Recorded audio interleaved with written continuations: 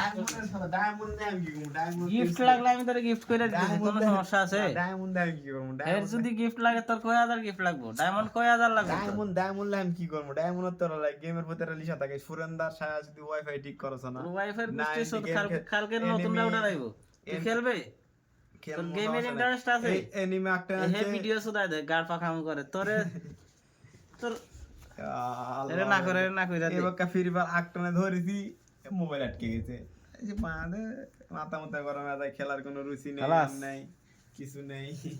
তোর কয় হাজার ডায়মন্ড লাগবে এটা তো?